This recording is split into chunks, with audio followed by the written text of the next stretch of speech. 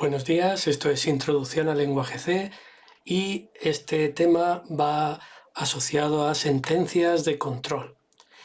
Como hemos visto ya, sentencias de control pueden ser condicionales o incondicionales y dentro de las condicionales pues tenemos las alternativas que permiten elegir entre ejecutar o no una sección de código y las iterativas que permiten ejecutar esa sección de código varias veces, 0 o n veces.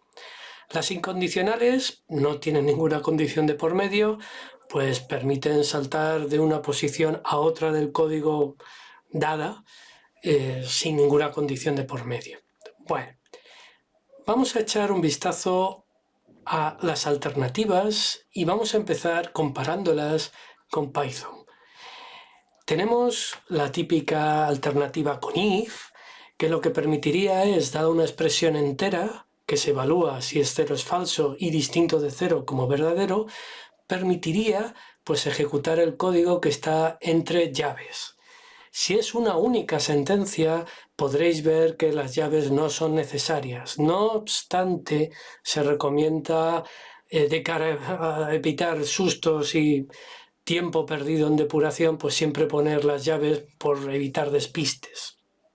A diferencia de Python, no es preciso que el código en C esté identado, pero de igual forma se recomienda que sí esté mínimamente identado para facilitar la legibilidad. Tenemos también el if-else, que en este caso tendríamos dos alternativas excluyentes, o bien se ejecuta una opción o bien la contraria. Y en este caso pues es muy parecido a la versión de Python. En el caso de tener varias condiciones, es posible poner if paréntesis una condición, else espacio if siguiente condición, else espacio if, es decir, que se podrían encadenar varios if y el último bloque sería el del else, que bueno, pues si no se da ninguna de las condiciones anteriores, pues sería el que se ejecutaría. En Python, pues en este caso la versión abreviada de else if es poner el if. Y existe una alternativa que, bueno, que Python le ha pegado un mordisco y no está, que es el switch en caso de C. Switch, expresión entera, pues permite decir case, un valor entero, dos puntos y un bloque de sentencias que se van a ejecutar. Con break se termina ese bloque. Y así se pueden poner tantos bloques case, valor, dos puntos, lo que sea, como valores de X se quieran explorar. El último que se puede poner es default, que sería ninguno de los anteriores, y se pondría el bloque de código, de sentencias de código asociado a ese por defecto, que sería si no se ha dado ninguno de los anteriores. Normalmente ese se suele recomendar para tratamiento de errores. Se ponen los valores válidos en los case y en el default se aprovecha para tratamiento de errores. El switch es equivalente a poner varios if. No obstante, pues ayuda a que sea más legible y más fácil de entender un switch que varios if. Con esto tendríamos las alternativas. Aquí tenemos un ejemplo de switch en el cual, como se puede ver, bueno, pues esa expresión puede darse varios valores con el mismo bloque de sentencias. Si fuera ese el caso, podríamos poner case valor, dos puntos, case valor, dos puntos, y para ambos valores de esa expresión se ejecutaría este mismo bloque de sentencias. Todo lo que no interrumpa un break se ejecuta todo seguido. ¿De acuerdo? Si tenemos un case, hasta que no se encuentre un break, todo lo que encuentra a continuación lo ejecuta seguido.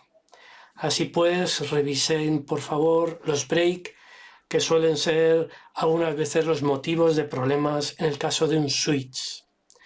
Recomendaciones en el caso de un if. Bien, en el caso de un if ya hemos comentado alguna vez que otra que hay que tener cuidado con el igual, puesto que el comprobar que dos valores son iguales en C es con igual igual. Si queremos poner variable igual a 0, bueno, pues esto permitiría comprobar si el valor de variable es 0.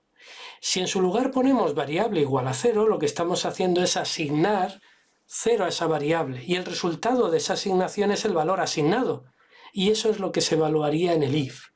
En el caso de este x igual a 1, lo que tomaría x es valor 1 y el valor 1 de x es el que se evaluaría en el if, que siempre es verdadero. Por tanto, pues bueno, no sería justo lo que queremos.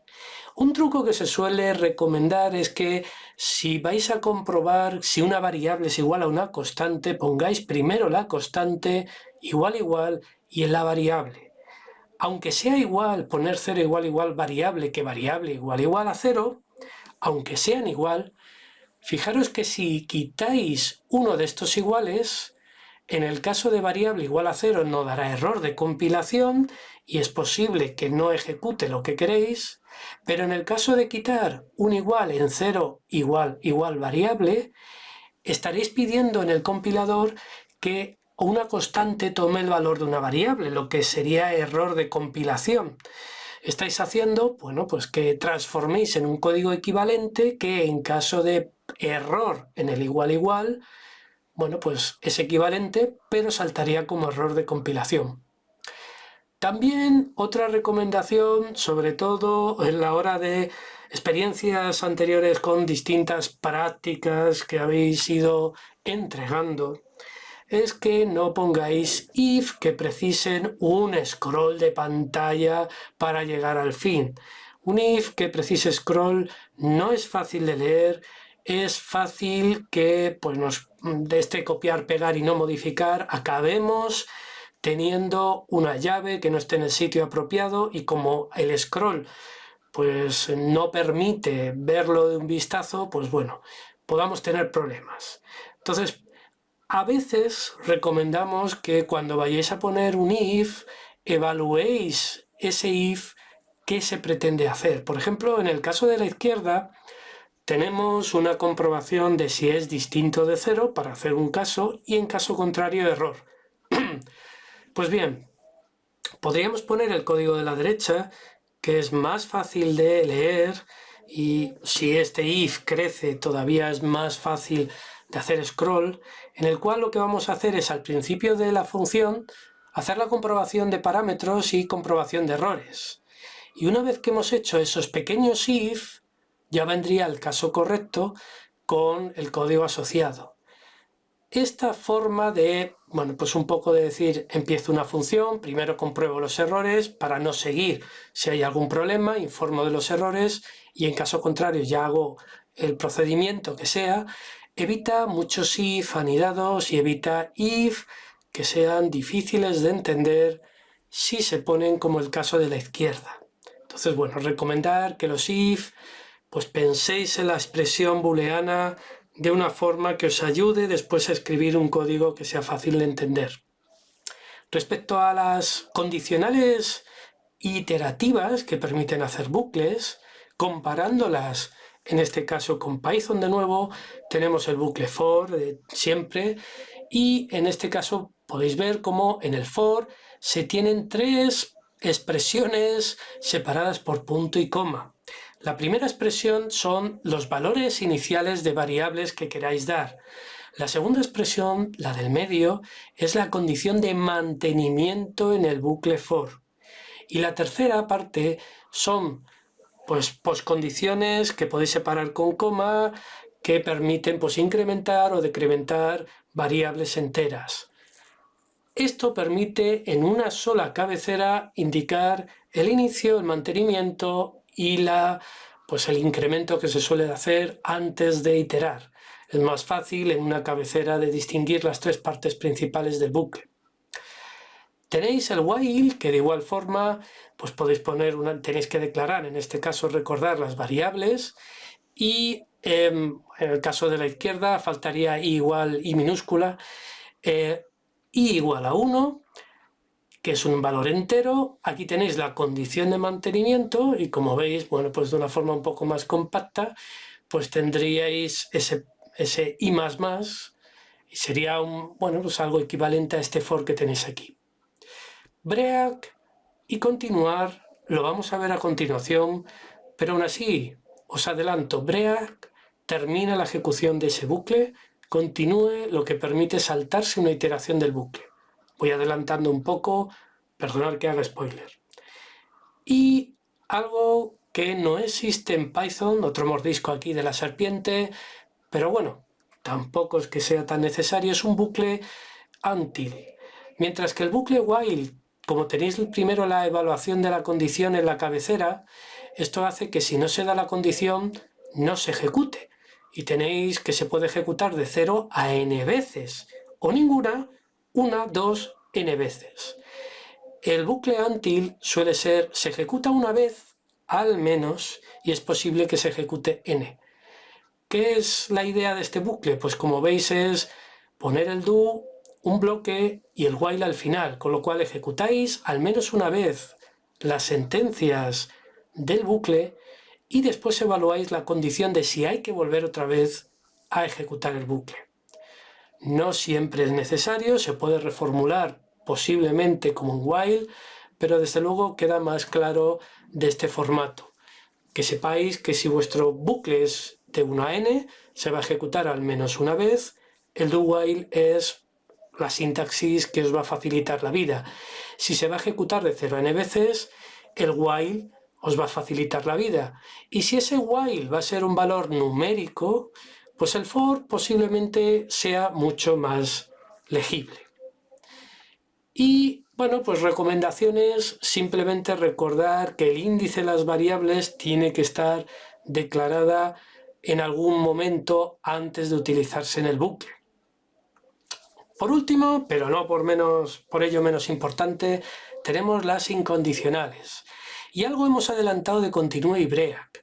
Continue permitiría saltar ciertas iteraciones. De hecho, tenemos en este ejemplo un bucle de 0 a 10, ¿de acuerdo? 0 a 9, el 10 no está incluido porque es menor, no es menor igual, y lo que vamos a tener en este caso, como podéis comprobar, es que las iteraciones, si son pares, si el módulo de dividir por 2 es 0, lo que vamos a hacer es un continue y saltamos otra vez a la evaluación de la cabecera. Es decir, que no se imprime este printf, no se hace ninguna sentencia más allá y estos números pares pues se los salta. El break. Bueno, pues el break hemos visto dos usos, vamos a recordarlos. Permite salir del bucle en el que esté pues más cercano a ese break. Como veis aquí hay un doble bucle y este break pues sería para salir del bucle con el valor de j igual a 0, 1, 2, 3, 4 hasta 9. Y a la derecha tenemos que el break también, recordarlo, sirve en el switch para salir de ese bloque de sentencias. Entonces, bueno, pues ya podemos ver que el break para bucles y para switch nos permite romper ese paso. Y por último, y bueno, algo que pues siempre se suele evitar que tengáis que usar es el goto, porque genera un código espagueti, código difícil de entender. Bueno, pues vamos a evitar usarlo, vamos, siempre que se pueda, a no ser que no haya más remedio. Hay algunos casos muy raros, pero pueden darse en tema de ejecución de concurrencia, en unos casos muy especiales en los que puede que Goto pues sea más fácil el código resultante. Pero es algo a evitar porque genera una cantidad de errores muy grandes. Una vez que se empieza a mover código, que es algo que, bueno, pues el código no es que se escriba de una vez, se va haciendo versiones. Y el problema de ese versionado y de esas modificaciones que se van haciendo es, bueno, pues se copia, se pega, pero no se modifica algunas veces. Y el goto es de las cosas que si uno se olvida, tarda mucho tiempo hasta que se da cuenta en depurar. Entonces uno a uno, cuando esté depurando, todo lo que pueda en compilación ahorrarse de depuración es, bueno, pues en compilación pueden ser 10 minutos y esos 10 minutos que ha invertido le ahorran 10 horas de depuración. Puede llegar a ser así. Entonces, bueno, no se recomienda, pero Dicho el disclaimer, si lo tenéis que utilizar es goto etiqueta y poner etiqueta 2 puntos. Y os sonará porque diréis, pues yo juraría que cuando estaba en estructura de computadores, lo que teníamos para saltar con los branch se parece un montón. Sí, de hecho, una de las formas más parecidas del goto es, bueno, pues de traducir directamente a ensamblador con etiquetas. Tiene una reminiscencia que va dirigida un poco ahí, ¿de acuerdo? Insisto, no se recomienda su uso, salvo que no sea, vamos, que no sea otra opción. Con esto terminamos el resumen de bucles, de alternativas y de sentencias incondicionales. Es posible ampliar el material en la bibliografía dada en la asignatura. Y con ello terminamos este bloque de bucles, iteraciones y sentencias incondicionales.